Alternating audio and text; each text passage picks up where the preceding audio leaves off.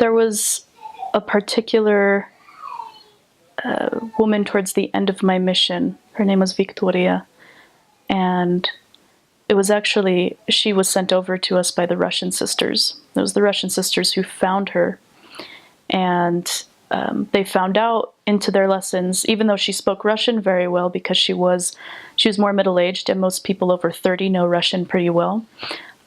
Even though she spoke very good Russian, she was Latvian. Her first language was Latvian.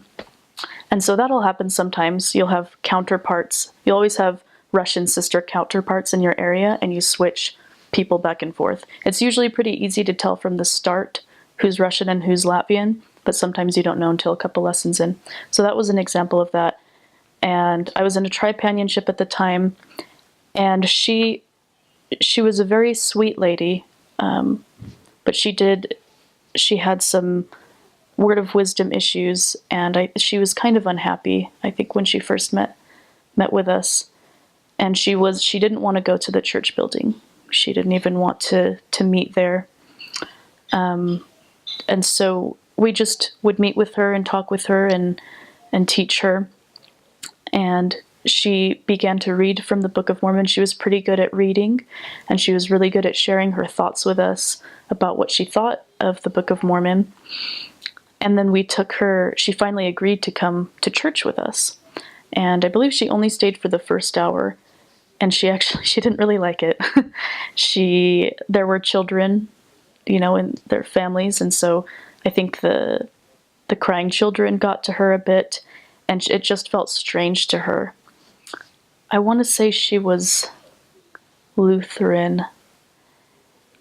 She was Lutheran or Catholic, and so she was used to the 1 hour mass, and so I think she just felt very unsure of herself, which is why we decided there was a certain member named Dotse that we really wanted to introduce her to, because she was a very sweet woman. She was very gentle, but she was also good at explaining things.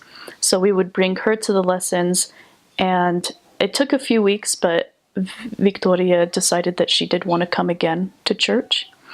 And the second time she really enjoyed it. And I think especially because she had that member friend there, someone that she was familiar with. So yeah, she was just continued studying, reading, attending church. I went home shortly after that, and I went home in November, and I Skyped with her in January, and her countenance was very different. She had a light about her, and she was saying how she was going to get baptized in March, and how excited she was about it. And I guess I attribute that a lot to following the Spirit in lessons, with her motivation to become happy, that we very much tried to drive our lesson towards, this has made us happy, and we think it can make you happy. And then, of course, that member support was just huge, because she always had someone she could talk to, she could go to, and Dotse was comfortable enough calling her and asking her how she was doing. So that was inspiring for me, and it's also a lesson of how the work is a lot over there, where you've got one set of missionaries who ends up finding them, they pass them off. So you might find people and then not get to teach them, or you may be teaching people that you weren't the one finding. But that's why it was such a strong lesson to me that every effort is important. Everyone, even if they don't end up getting baptized, even if they don't end up meeting with you for a second time, those efforts are very important, because there were also people that got baptized later who had rejected the missionaries years before.